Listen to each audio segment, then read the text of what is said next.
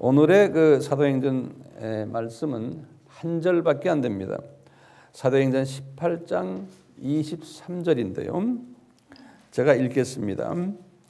얼마 있다가 떠나 갈라디아와 부르기아 땅을 차례로 다니며 모든 제자를 굳게 하니라 그랬어요. 거기다 줄 그으세요. 모든 제자를 굳게 하니라. 우리 지난 시간에는 사도 바울이 고린도에 도착한 이야기들, 거기에서 사역하신 이야기들을 했어요. 그분이 고린도 교회의 그 선교의 어려움을 생각하고는 나시린 서원을 한 것을 우리가 상고했고요. 그래서 이제 이분이 그곳에서 쭉 사역을 1년 6개월 동안 하시다가 이분이 그곳을 떠나게 됐어요. 그래서 갱그리아로 가가지고 이제 나시린 서원을 마치고 이제 머리 깎고 배를 타고 에베소로 간 기억 나시죠? 네. 에베소에서 이제 다시 배를 타고는 가이사로 가서 안디옥으로 귀환한 이야기가 지난번 이야기였어요. 이렇게 짧게 한 1분이면 끝날 것을 1시간 지난 시간에 이야기했습니다. 자, 지금 바울이 지금 어디에 가 있습니까? 이제는 안디옥, 자기 모교회로 다시 귀환한 거예요.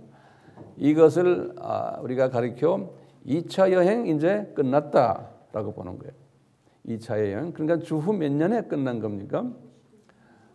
50년에서 52년까지니까 52년에 이제 2차 여행이 끝났어요. 끝나가지고 이분이 거기서 안디옥 교회에 이제서 뭘 하셨냐면 선교 보고를 해야 될 거 아니에요? 예. 그래서 이분이 거기서 이제 2년 동안 어떻게 지냈나를 선교 보고를 하는데 참 굉장히 감격스러운 거예요. 왜냐? 이분이 2차 여행 동안에 터키 지방 전체에 그 지방마다 가면서 교회들을 개척했거든요. 그리고는 주님이 준비하신 신실한 동역자들을 만나게 하시고, 그래서 이 터키 지방이 복음화가 된 일을 했기 때문에 상당한 익사이팅한 보고예요. 그리고는 또 이분이 이제는 돌아오려고 그랬는데 갑자기 마게도니아로 건너가라고 비전을 보여줘가지고 제가 글쎄요 마게도니아를 건너갔어요. 거기 가가지고 빌립보에 가가지고요 감옥 생활도 하고요. 거기서 또 기찬 루디아라는 여자도 만나고 그 교회 또 거기다 세우고 데살로니가로 와서 베레아로 와서 쭉 해서 고린도까지 내려오고 아덴 고린도까지 내려와서 있다가 이제는 뭐 너무나 열매들이 많아가지고 내가 이제는 몸도 지치고 해서 다시 돌아오겠습니다. 그래서 돌아왔습니다. 이거. 이런 보고를 한 거예요. 그런데 바울이 이제 이런 보고를 한 후에 안디옥 교회 사람들은 별 감정이 없을 수도 있지만 바울에게는 상당한 보고가 끝난 후에 성령님의 그분을 만지심이 있었어요. 너 여기서 이렇게 보고를 끝나지 말고 네가 지금 벌려놓은 저 선교지, 지금 이 지도에 나오는 이 도시들이 뭐대요? 저 도시들 너 어떡할래? 영적 어린아이들이다. 2년 동안 해야 얼마나 하겠니? 저들이 너 지금 여기 와 있으면 어떡하니? 너 저들을 가서 좀 다시 좀 더 잘하도록 도와드려라. 이것이 이제 이 바울에게 계속해서 바울의 마음에 들끓는 거예요. 그래서 이분이 빨리 가서 저들을 내가 좀 도와줘야지. 저들에게 영적으로 이제 좀 잘하게 해줘야지. 이런 마음이 가득 차 있었어요. 특히 걱정거리는 뭐냐면 이 터키 지방의 사람들은 토속 종교를 믿었고 또 어떤 분들은 히랍 신화를 믿고 있었고 또 저쪽에 이제 로마의 신화, 이런 모든 토속 종교, 로마 신화, 히랍 신화를 믿으면서 종교 생활을 했던 사람들, 이분들 다 이 바벨론 종교죠. 한마디로 말하면 이 다가요. 바벨론 종교를 믿던 분들이 그게 다 거의 국교들인데 이 사람들이 예수님을 믿는 종교로 개종을 한 사건 때문에 이분들이 많은 핍박을 받는 거예요. 핍박 중에서도 사회적인 핍박인 거예요. 은행 가서 은행 거래도 못하는 거예요. 이제는 뭐 아이들 학교도 잘 보낼 수가 없고 또 사업도 가게를 열었는데 동네 사람들이 오질 않는 거예요. 저 사람 개종한 사람이다 그래서. 기독교는 그 당시에는 아주 조그만 알려지지 않는 그냥 외국 종교이기 때문에 그런 핍박이 상당히 많았고 그 바울이 그걸 다 알았어요. 아, 이분들이 이런 핍박을 받겠구나. 나 때문에. 그럼 가서 좀 힘을 실어줘야지 하는 그 무거운 마음이 생 거예요. 그 생각만 하면 바울이 잠을 잘 수가 없는 거예요. 이 핍박받는 크리스찬들. 우리는 그런 경험을 하지 않기 때문에 우리는 이 피부에 닿지가 않아요. 그런데 선교지에 가면은 라오스나 비엔남 같은 데는요, 그 북쪽의 미션도 족속들은 이런 핍박이 따라와요. 이런 그 핍박을 받는 그 사람들을 향해서 이분이 가야 된다고 생각하군요. 밤잠을 일지 못하니까 1차 여행에서 2차 여행할 때는 그 중간 간격이 2년이었어요. 1차 여행은 주후 46년에서 48년까지 하고는 49년, 50년 한 절반까지 본부에서 쉬었거든요. 근데 이분은 이제 2차 여행 끝나고는 이렇게 쉴 수가 없는 거예요. 마음이 그냥 복잡해서요. 그래서 성서에서는 오늘 본문을 보면 얼마 있다가 그런 말 썼어요. 거의 20 몇 절이에요? 23절에 보시면 22절까지가 2차 여행 끝나는 장면이거든요. 성서를 보세요. 근데 23절에 들어와서 얼마 있다가 그 소리가 뭐냐면 3차 여행이 시작된 장면이에요. 그래서 성경에다 마크를 해놓으세요. 안 한 사람은요. 거기에 이 23절 앞에다가 3차 여행 시작 이렇게 써놓으세요. 이제 그것이 주후 몇 년이에요? 53년이에요. 근데 53년 초 같아요. 내가 볼 때는요. 그래서 여독이 풀리지도 않았고 보따리도 풀지 않은 상태에서 그대로 또 떠나게 된 거예요. 그대로. 이분이 떠날 때 이번에는 어디를 떠나겠어요? 이 누가는 그냥 간단하게 써놨어요. 길리기아 지방 하면 길리기아 지방 하면은 어디냐면 여기 안디옥에서 길리기아 지방에 나오면 여기 자기 고향인 다소를 이야기할 때 길리기아 지방이라고 그래요. 여기 타르소스 제가 영어로 써놔서 그래서 영어 이니셜 붙여놨어요. 여기에서 이분이 이렇게 해가지고 다소로 갔어요. 다소로 처음에요. 자기 고향으로 간 거예요. 이 성지순례를 갔다 온 분들은 알지만 요 안디옥에서 다소 가는 이 길도요. 이게 산악길이에요. 산악길. 이게요. 그게 보통 길이 아니에요. 우리가 꼭 강원도 미시령 그런 데를 지나가는 기분이에요. 그 당시엔 길도 제대로 안 돼 있을 텐데 이분이 아마 바울과 실라와 디모데와 누가를 다 이제 모시고 같이 갔겠지만 아마 나귀 하나를 빌려가지고 갔을 거예요. 안 그러면 걸어서 간다는 거 이건 말도 표현이 안 돼요. 네. 그래서 나는 이런 생각을 하면서요. 선교하면서도 그래요. 주님, 내가 지금 고생하는 이 고생은 이게 바울에 비하면 이게 뭐 비교도 안 되네요. 그러면서 힘을 받아요. 바울 선생은 이런 고생을 하면서 다녔는데 우리는 지금 비행기 타고 하루 세 끼 먹으면서 이게 말도 안 됩니다. 그래서 우리가 말씀을 이렇게 상고하면서요. 항상 바울 선생이 복음을 위해서 그 고생했던 모습을 항상 머릿속에 이렇게 두고 계시면서 주님을 섬기세요. 그래서 우리가 성서 공부하는 거 아닙니까? 그래서 우리가 지도 공부하는 거 이렇게요. 네. 그래서 이분이 다소에 갔다가 그러면서 이제 1차 여행 때 갔던 도시를 방문 먼저 하는 거예요. 여기가 거꾸로 방문하는 거예요. 여기가 더베. 그 다음에 루스트라. 여기 디모데의 고향이죠. 루스트라. 그리고 이고니온. 다 핍박을 이 동네에서 많이 받았어요, 이분이. 그 다음에 비시디아 안디옥. 안디옥이 두 이름이 있어요. 여기는 시리아의 안디옥, 비시디아 안디옥. 예. 이 동네를 다니면서 그냥 지나만 간 게 아니죠. 거기에 들려서 거기에 있는 자기의 제자들을 또 다시 확인해주고 기도해주고 성서 가르치고 힘내라 이걸 하면서 알겠어요. 딴 데 또 가세요. 우린 됐습니다. 그럼 또 이제 또 그 다음에 또 가고. 예? 가면 유대인들이 얼마나 바울을 죽이려고 그랬겠어요.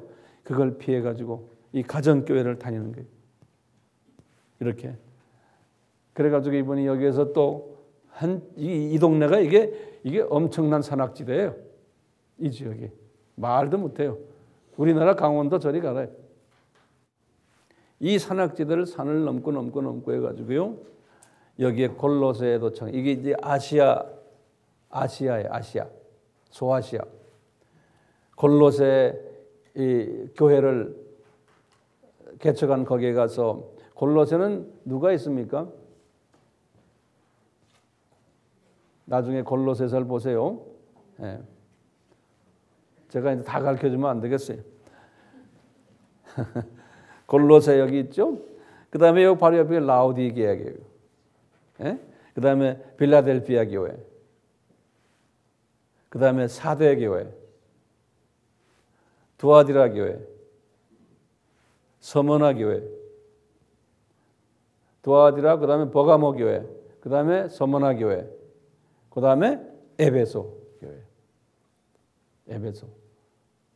다시 해드려요. 골로새. 우리 같이 지도를 보면서 이렇게 합시다. 예? 골로새. 그 다음에 여기 라오디게아, 빌라델피아, 사대. 여기 계시록 3장까지예요. 계시록 2장에 나오는 두아디라 교회, 버가모 교회, 그 다음에 서머나 교회, 그 다음에 에베소 교회. 그래서 이분이 이 교회들을 다 방문하면서, 예? 그리고 어디에 머물렀냐면 에베소까지 간 거예요. 이제 다음 계속이 이제 에베소 이야기예요. 그다음 계속이. 그러니까 여기까지 이 과정은 다 누가가 생략해 버렸어요. 이 과정은 그냥 이렇게 길리기아를 지나서 갈라디아를 지나서 이 남갈라디아거든 이렇게 갔다 이렇게 말만 끝내버렸어요. 그렇지만 에베소까지 이제 갔다 그래서 그 다음 24절부터는 이제 에베소에 관계되는 이야기가 나오기 시작해요. 그건 이제 다음 시간에 제가 이제 할 거거든요. 자, 이렇게 해서 바울이 쭉 방문했는데요. 근데 오늘 누가가 쓴 그 오늘 본문의 내용을 보면요. 뭐라고 했냐면 얼마 있다가 이제 안디옥 교회를 떠나서 갈라디아 브르기아 땅을 차례대로 다니며 그런 말 나오죠. 그래서 제가 그 차례대로를 요 지도로 이렇게 그려준 거예요. 차례대로 가서 그래갖고 뭐냐? 그 다음에 중요한 말이에요.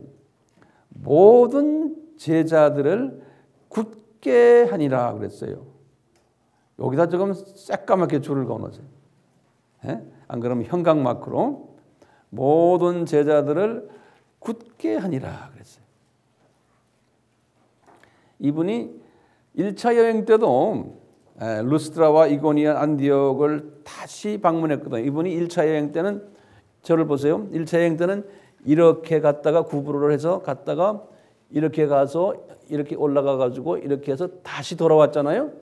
다시 돌아올 때 그냥 여기서 가까이 안디옥으로 가버리면 되는데 이분이 다시 다시 재방문했어요. 목적이 뭐냐면 그 사람들을 굳게 하기 위해서 그랬어요. 사도행전 14장 22절에 보시면 14장 22절에 보면 이 르스드라, 이고니온, 안디옥에 다시 방문한 목적은 굳게 하기 위해서 그런 말을 썼어요. 제자들을. 오늘 제가 내용은 이 굳게 한다는 뜻이 뭔가를 설명을 해드리려고 합니다. 우선 이 굳게 한다는 말은요, 영어로는 영어 공부도 같이 하세요. strengthening 그랬어요. 액센트가 strength. 우리 strong 하다는 게 strong. 거기에서 같은 말 strengthening 한다는 건 make stronger라는 뜻이에요. 더 강하게 만든다는 뜻이 strengthening 하는 게요. 그것을 에피스테리조 그랬어요. 이건 헬라말로 원어는 그렇게 돼 있어요. 에피스테리조. 누구를 strengthen 하는가? 모든 제자들이에요. 그러니까 모든 교인들이 아니고요. 좁은 의미에서는 제자들이에요. 정말 예수님을 향해서 목숨을 바치는 사람들이 있었어요. 그 사람들을 strengthening, 굳게 하기 위해서 그랬다는 거예요. 왜요? 이분들은 개종했기 때문에 부부간에도 문제가 생겼고, 어떤 사람들은요, 직장도 문제가 생겨서 직장도 못 다니는 사람도 있고, 또 재정적인 문제도 있고, 또는 가족들 중에서 집안의 어른들이 너 개종했기 때문에 집안을 호적에서 뽑아버리는 경우도 있고, 또 사업도 잘 되지 않고, 또는 동네 나가면 사람들이 손가락질하고 불이익 당하고, 우리 때문에 자녀들까지도 막 불이익 당하고, 이런 일들이 있었거든요. 그러니까 이런 사람들을 strengthening, 더욱 강하게 해줄 필요가 있는 거예요. 바울이, 또 성령님이 바울에게 그렇게 말하는 거예요. 저도 선교지에 나가면요, 그동안 한 20년을 지금 선교를 하면서 선교지에 나가서 가르치는 일, 그것이 제 주사역이지만 그 위에 중요한 사역이 뭐냐면 내 제자들을요 스트렝트닝 시키는 일이에요. 그러니까요, 이제 아침 한 8시 반부터 저녁 한 6시 반까지 하루 종일 가르치고, 끝나면은 저녁 시간부터 잠자기 전까지 뭐 하냐면 내 제자들의 이 문제들을 해결해 주기 위해서 이런 이야기 저런 이야기 기도해 주고 격려해 주고 또 그냥 찬소리하고, 이것이 제 사역이에요. 그런데 신기한 게요, 그렇게 하루 종일 이 입을 다물지 않고 했는데도 피곤하지가 않은 거예요. 여기 오면 피곤해요. 참 신기해요. 그러니까 힘들어서 어떡합니까? 그러면 절대로 힘들지 않습니다요. 어떤 사람은 비행기를 그렇게 오래 타고 가는데 비행기가 더 좋은 거예요. 혼자서 조용히 앉아서 기도하고 말씀 보고 내 스스로의 좋은 시간 가지니까. 이렇게 바울이 스트렝트닝 시켰거든요. 자, 그러면 바울이요, 이분들에게 왜 이렇게 스트렝트닝을 시켜야 돼요? 안 그러면 문제가 생겨요. 무슨 문제가 생기냐면요, 이분들이 예수님을 지금 만났지만 이런 핍박 때문에 믿음의 뿌리가 제대로 내리지 못하게 돼요. 이 주변의 이런 모든 환경들 때문에. 첫째, 왜 이 스트렝트닝 굳게 해야 되냐면 이분들의 믿음의 뿌리가 잘 내리도록. 그래서 두 번째로는요, 믿음의 뿌리가 내려와야 되는데 이 뿌리가요 어떻게 내려와야 되냐면, 제가 이 칠판에다 적었어요. 뿌리가 길게 내려와야 되고, 굵게 내려와야 되고, 넓게 내려와야 되고, 깊게 내려가야 돼요. 뿌리가. 그냥 뿌리가 아니에요. 왜요? 이렇게 돼야 되지만 우선 넘어지지가 않는 거예요. 예. 뿌리가 깊어야 돼요. 단단해야 돼요. 굵어야 돼요. 길어야 돼요. 그래야 넘어지질 않아요. 넓어야지만 아무리 센 바람이 불어도 견딜 수가 있어요. 그래서 이 믿음의 뿌리라고 그러는 거예요. 뿌리가 이렇게 돼야지만 세 번째로 이제는 싹이 나오면서 이제 줄기가 나오건 가지들이 나오는 거예요. 잎사귀가 나오고. 그러니까 뿌리. 그러면서 이제 이렇게 자라게 되는 거죠. 자라는 데 목적이 있죠. 무슨 목적이? 열매가 맺혀야 되는 거예요. 이 일을 하기 위해서는 이분들이 지금 뿌리도 제대로 내리지를 못하고 있는 상황이기 때문에 가가지고 스트렝트닝 시켜줘야 되는 거예요. 스트렝트닝 시켜줄 때 어떻게 하느냐? 하나님의 말씀으로 하는 거예요. 뿌리는 영양소를 먹어야 돼요. 그래서 하나님의 말씀은 영의 음식이에요. 그래서 여러분들 이렇게 우리가 훈련받는 것도 마찬가지예요. 먼저 하나님의 말씀으로 영양소를 섭취해야 돼요. 그렇게 되면 믿음의 뿌리가 이렇게 튼튼하게 되는 거예요. 그런데요, 아무리 영양소 집어넣어주고 믿음의 뿌리가 튼튼하게 하려고 해도요, 조건이 뭐냐? 땅이 옥토가 돼야 돼요. 마음이. 그래서 우리 마태복음 13장에 크리스찬 중에 땅이 두 가지의 마음이 있다는 거예요. 한 가지는 가시덤불 마음이 있다는 거예요. 가시덤불의 마음은 어떤 마음이냐? 세상 재리와 세상 돈 생각만 하고 세상 걱정을 하는 사람들을 가리켜서 예수님이 그거는 가시덤불의 마음이라는 거예요. 그러니까 그런 가시덤불의 마음에는 씨가 밑으로 들어가서 이미 뿌리가 생겼지만 어떻게 돼요? 이 세상 것들이 영양소를 빨아먹였기 때문에 이것이 자라긴 자라서 이렇게 잎사귀도 났지만 열매가 없다는 거예요. 그러니까 우리 크리스찬들이 하루에 24시간 그 생각만 하고 있으면 열매를 맺히지 못한다는 거예요. 그런데 대부분의 크리스찬들은 여기에 속해 있어요. 그런데 이제 바울의 제자들은 뭘 할 사람이냐면 이 사람들은 이 훈련 받아가지고 로마 제국을 복음화를 해야 될 사람들이에요. 로마 제국의 미전도 족속을 복음화를 해야 되는 사람들이에요. 그러니까 이 사람들은 좀 특수한 사람들이에요. 그러니까 이 사람들은 열매를 맺혀야 돼요. 그래야지만 그 열매를 가지고, 그러니까 열매란 거는 성령의 9가지 열매 아닙니까? 이런 인격의 변화가 와가지고 이걸 가지고서 나가서 복음을 전해야 되거든요. 그러려면은 이 사람들은 마음이 옥토가 돼야 되는 거예요. 굉장히 중요하죠. 예. 자, 마음의 옥토가 돼서 열매를 맺게 하기 위해서 바울이 지금 3차 여행을 하는 거예요. 3차 여행은요, 3차 여행은 교회를 개척하기 위해서 하는 여행이 아니에요. 2차 여행은 교회를 개척하기 위해서 여행했어요.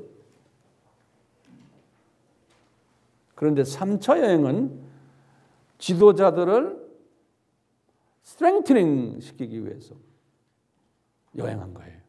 그런데 이 기간이요, 2차 여행은 2년밖에 안 해요. 개척사역은. 그런데 이 스트렝트닝 시키는 이 기간은 거기에 더블이에요. 53년에서 57년이 4년 걸렸어요. 그러니까 이 사람을 성화시키는 이런 시간이 훨씬 더 걸리는 거예요.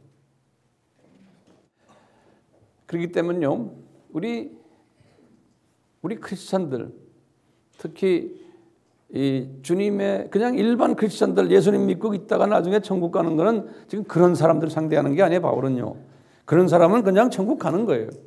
그런데 천국에서의 지도자급이 되는 사람들은 특수 훈련이 필요한 거예요. 바울은 지금 그 사람들이 우리가 지난 시간에 봤지만 고린도에도 그런 사람이 몇 명이었었어요? 12명 기억나시죠? 그 12명이 나중에 대부분이 다 어딜 갔어요? 나중에 로마로 가버렸잖아요. 그러듯이 소위 이런 헌신된 사람들은 무엇이 가장 필요하냐면요, 이 믿음의 뿌리가 단단해야 돼요. 옥토의 마음에다가. 왜냐하면 이래야지만 나무들이 자라가지고 이 핍박을 이길 수가 있는 거예요. 큰 태풍이 와도 끄떡없이 이길 수 있는 거예요. 자, 그러면 우리에게 하나의 질문이 던져져요. 믿음이란 게 뭡니까?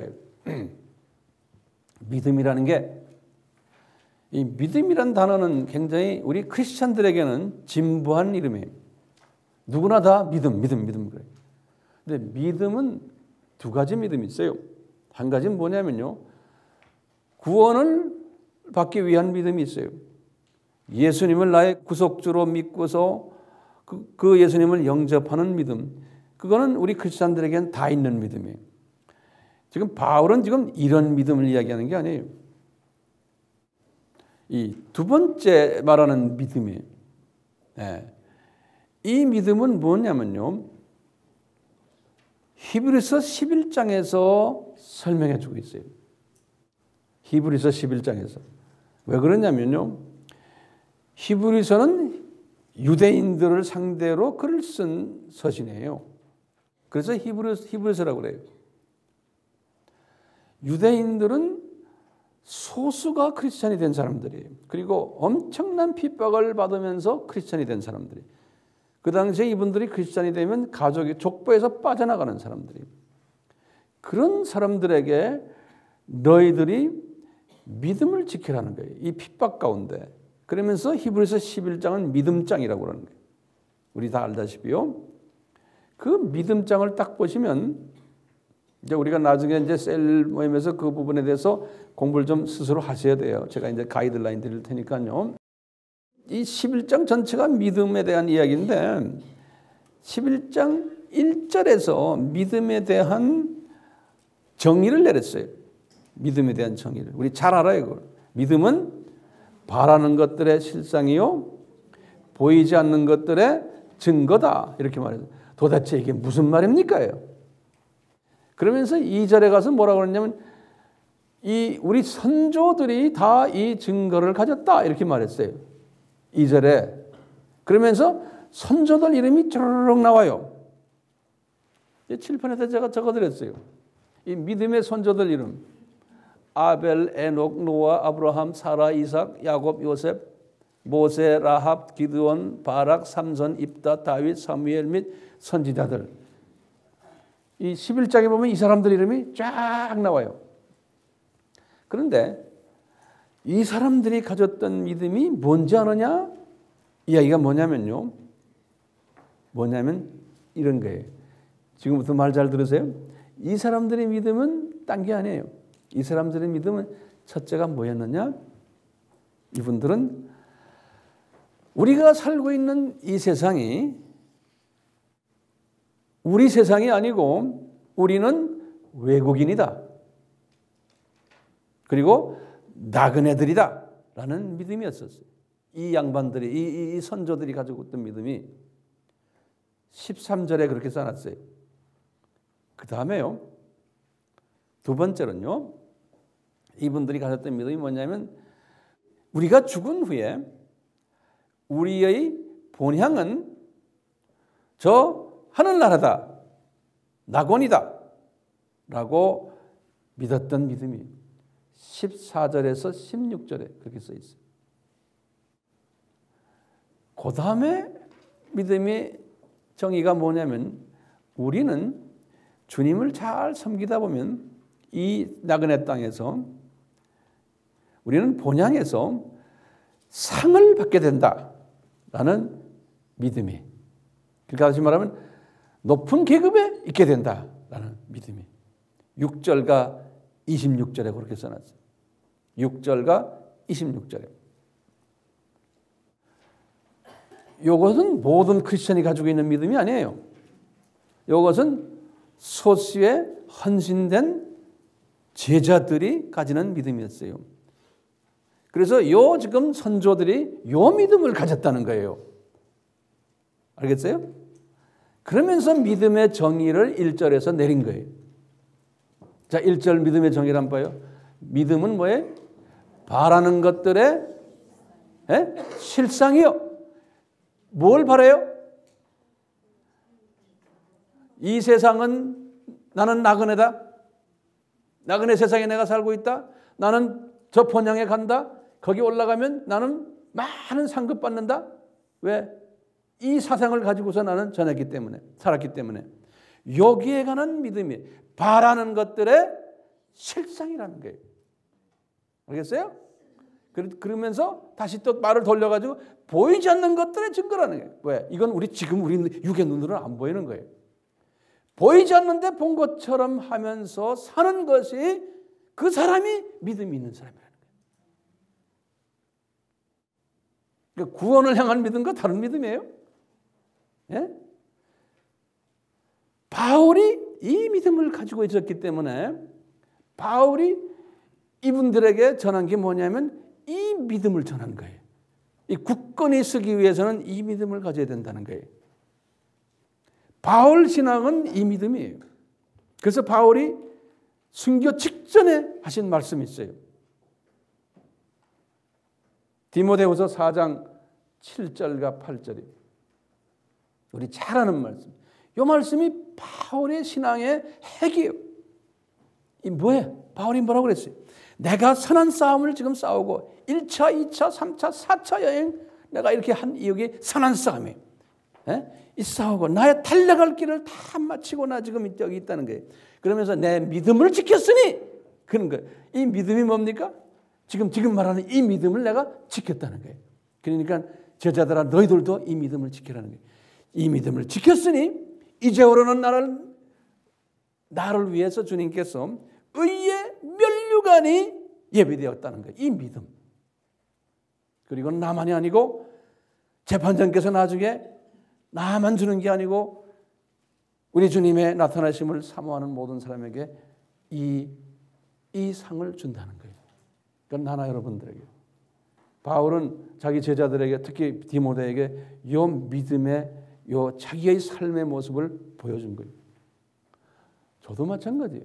제가 뭐하러 지금 이 나이에 좀 쉬지 말이죠. 골프나 치고 매일 놀지 왜 이렇게 돌아다닙니까? 이 믿음 때문에 그럽니다. 이 세상은 이게 내가 여기서 영원히 사는 것이 아니다. 왜 바울이 이렇게 하는지 이제 아시죠? 자, 그렇다면요. 이 바울은요.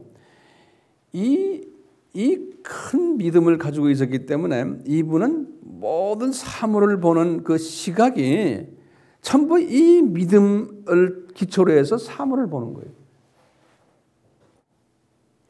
그렇기 때문에요. 이 큰 그림을 보는 거예요. 다시 말하면 이 사고 방식이 이런 큰 그림 속에서 내가 사고를 하는 거예요. 그렇기 때문에요. 모든 환경을 극복을 할 수가 있는 거예요.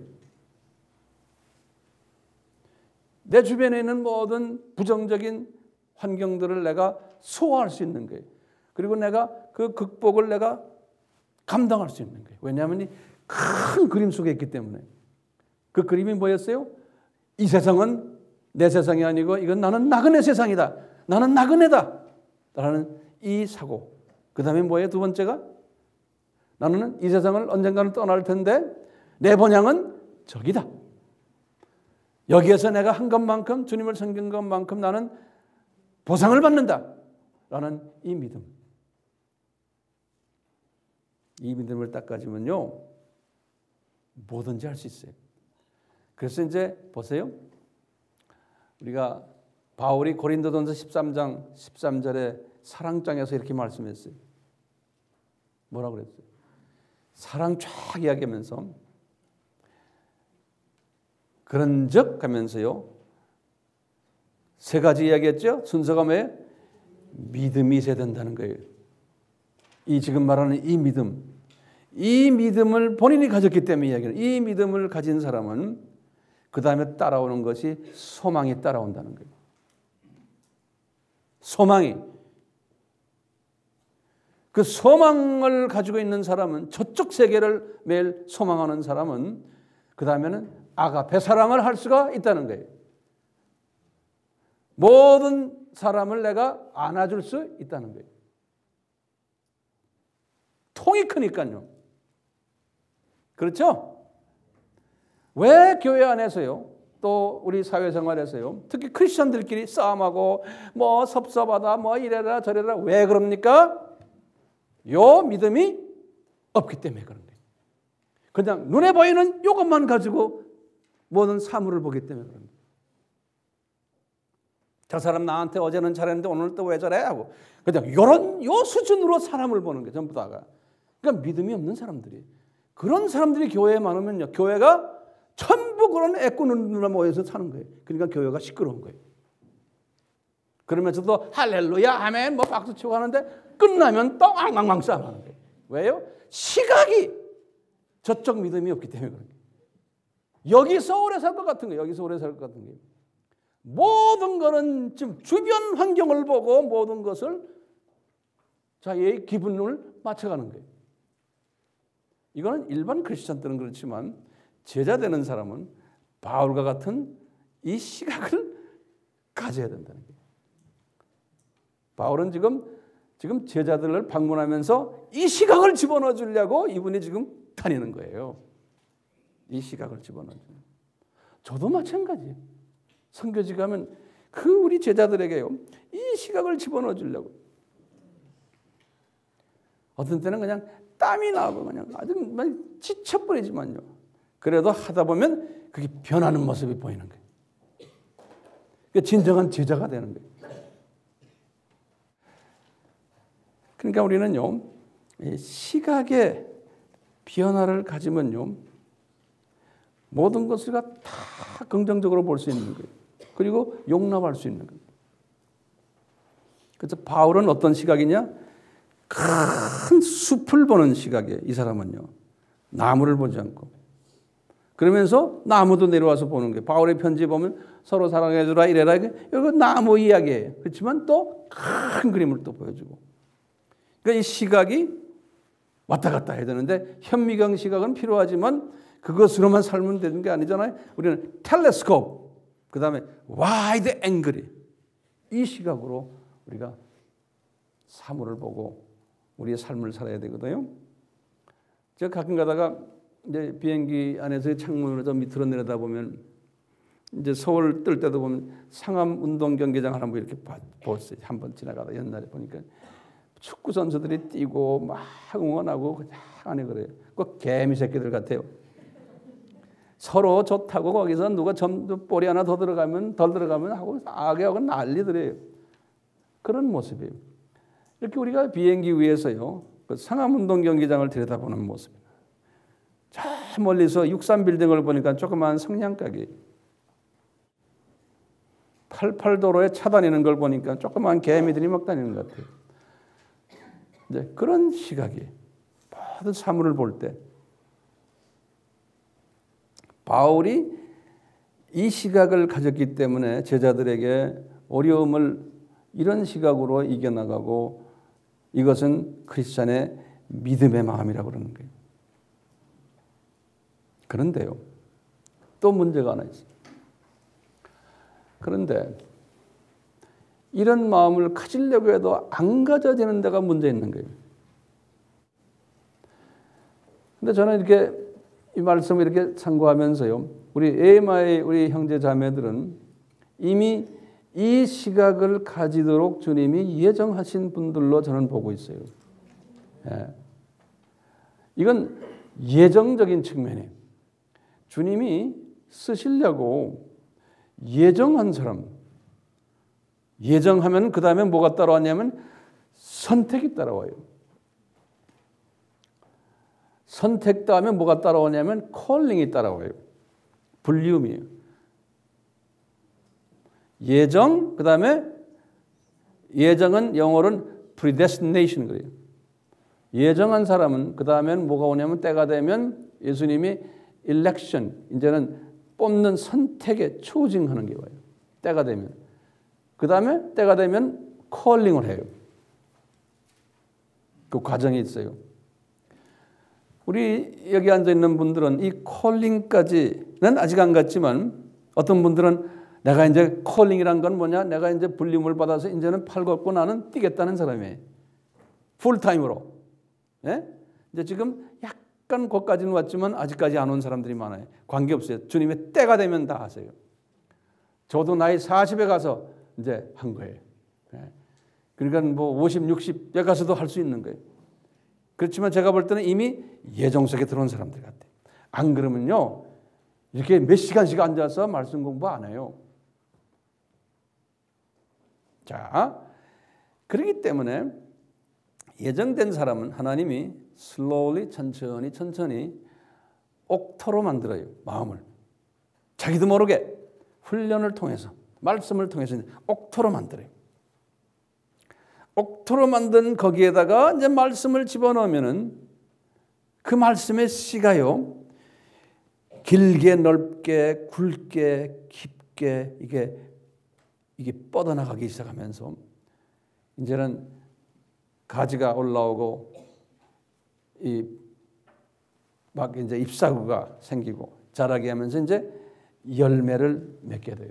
이건 시간 문제예요. 자, 여러분들은 그런 사람들인 것처럼 저에겐 보여요. 그래서 제가 이런 이야기도 마음 놓고 지금 할 수 있는 거예요.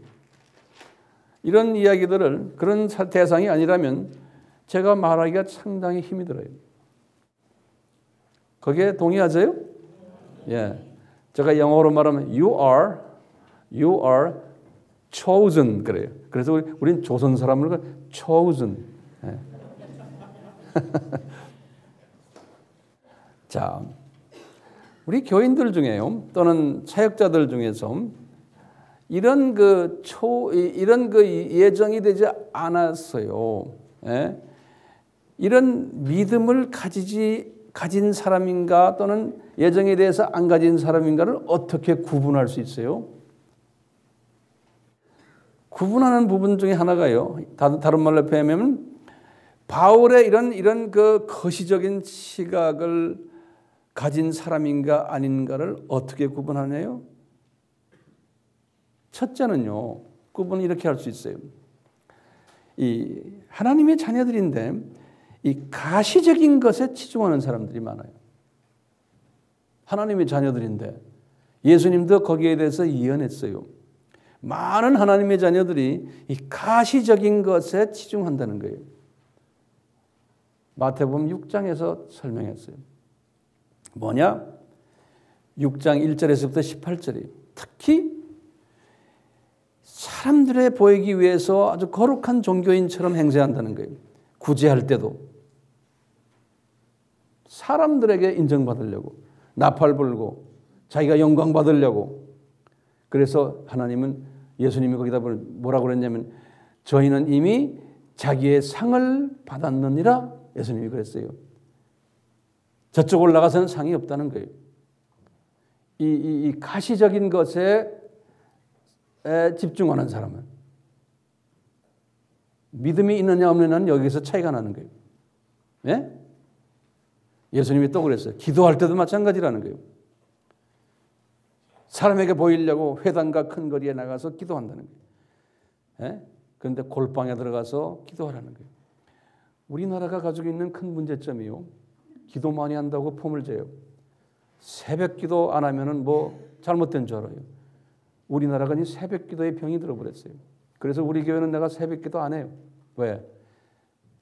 그것 때문에 말이죠. 사람들에게 보여주려고요. 예? 장로가 되고 권사가 되고 안수집사 되면 새벽 기도 해야 돼요. 우리나라 교회에서는요. 아무리 거리가 멀어도 본교회에 나와야 돼요.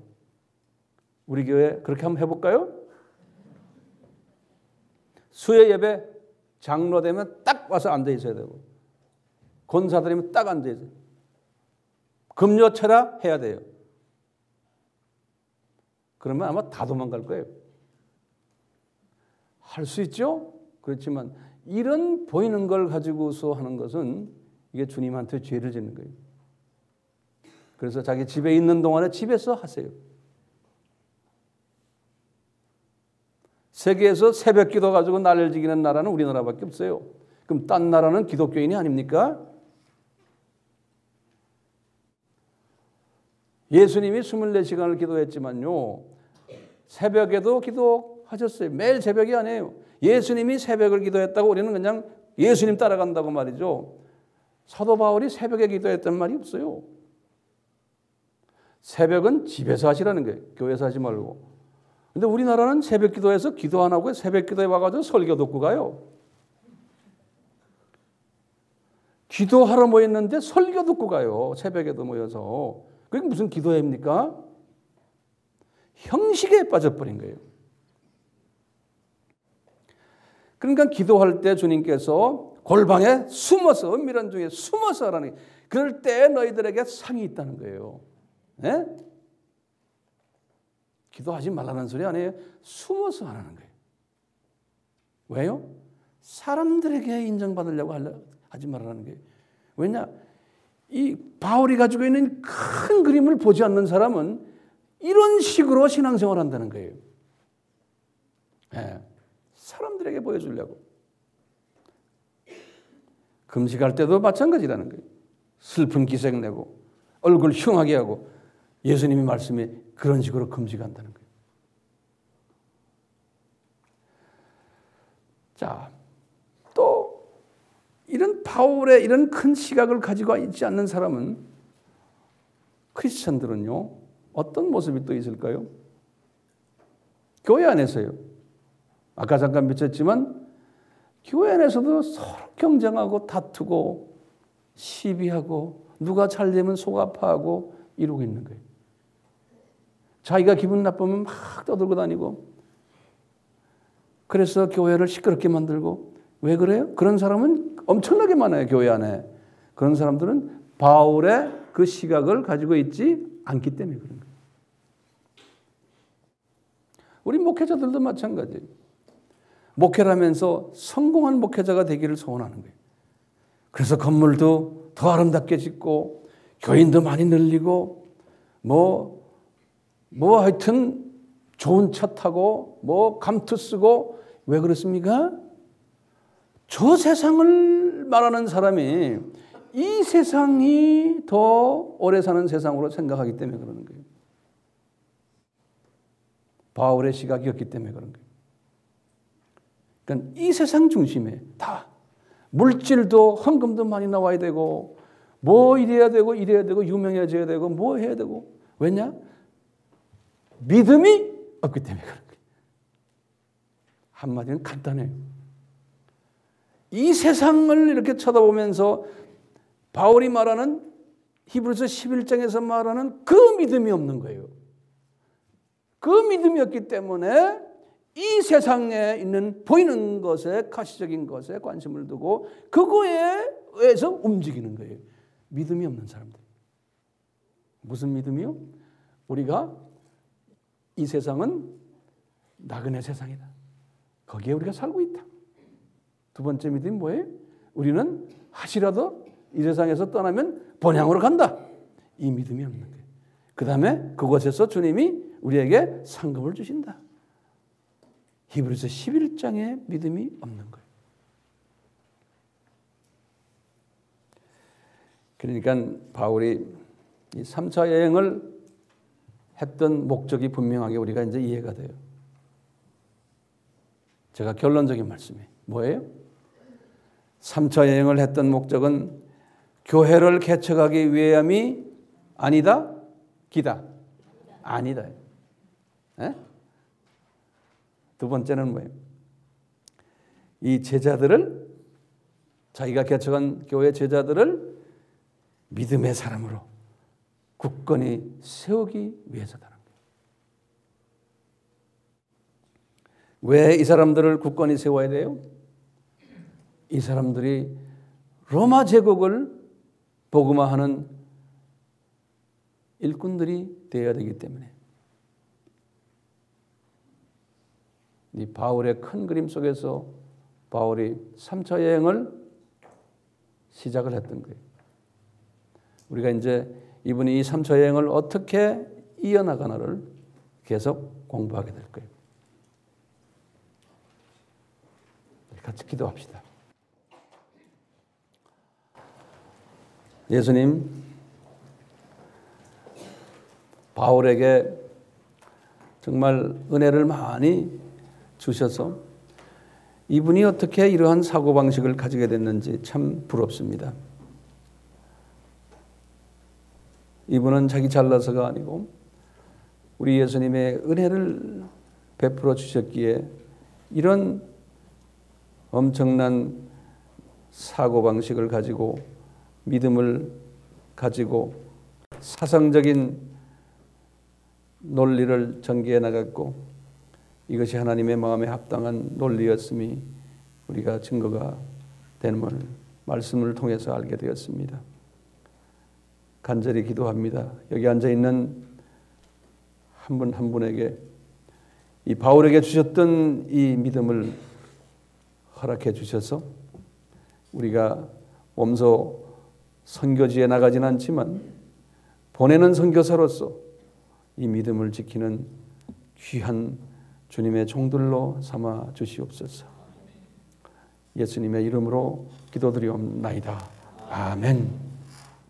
지금 이 시간은 예수 그리스도의 무한하신 은혜와 하나님 아버지의 극진하신 사랑하심과 성령님의 계속해서 가르쳐 주심과 깨닫게 하심과 순종케 하심이 우리에게 항상 있기를 축원하옵나이다.